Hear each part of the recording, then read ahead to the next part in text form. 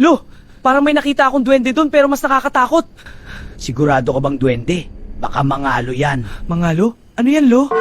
Akala nila duwende lang. Bilang Pilipino, lagi ako nakakarinig ng mga kwento tungkol sa mga duwende na nakatira sa gilid ng puno o sa ilalim ng lupa. Madalas sinasabi ng matatanda na huwag silang galitin dahil marunong silang gumanti. Pero may ilan ding paniniwala na may mga nilalang na nagpapanggap lang na duwende para makalapit sa tao nang hindi pinaghihinalaan. Duwende? Hindi ko yun pinapansin noon. Hanggang sa unti-unting may nangyaring kakaiba sa lugar namin. Nagsimula ang lahat sa likod ng bahay ni Mang Rodel. May bahagi doon na medyo masukal, may matandang puno at tambak ng mga lumang gamit. Doon niya unang nakita ang maliit na nilalang. Maliit ang katawan, halos hanggang tuhod lang niya.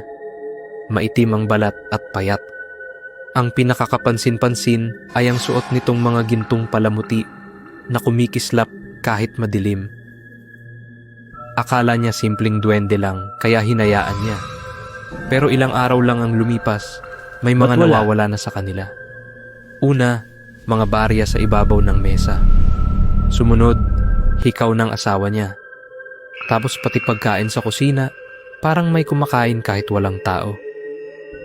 Nagsimula kaming maghinala, pero wala namang bakas ng tao. Isang gabi, ako ang nakakita.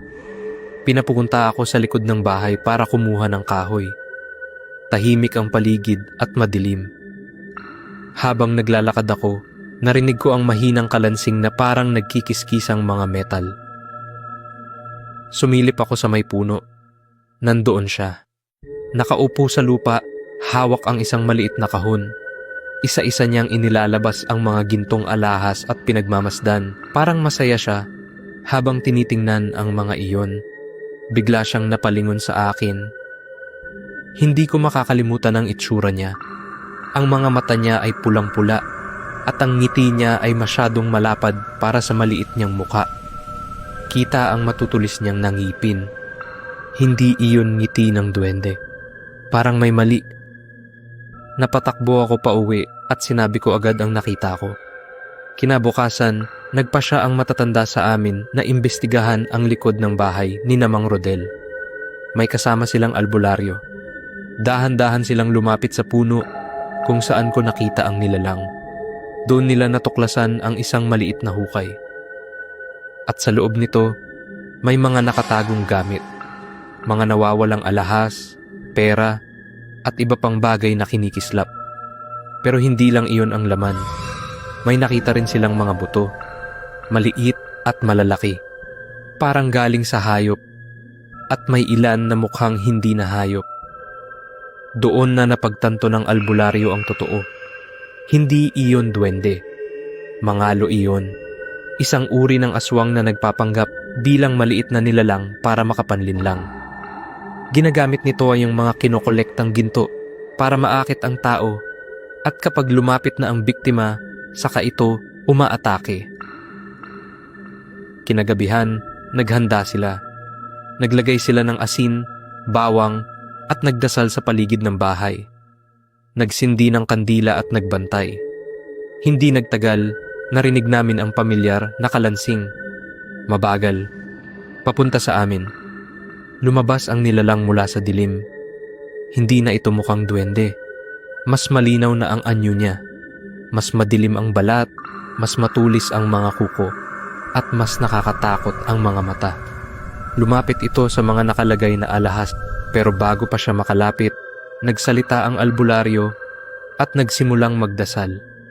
Biglang napaurong ang nilalang.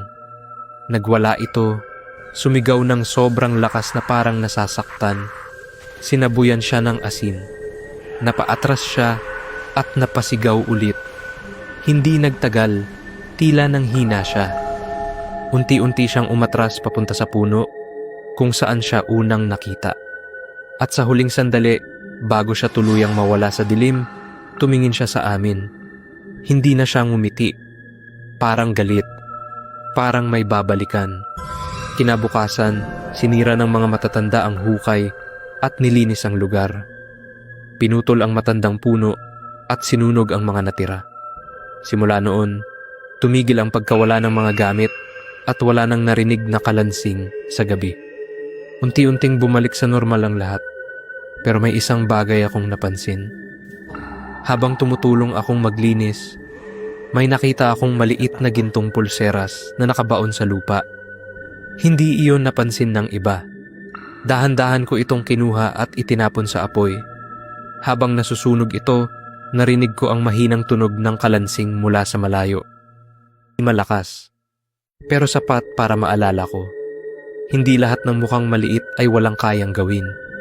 At minsan, ang mga nilalang na akala mo ay wala na, ay naghihintay lang ng tamang oras para bumalik.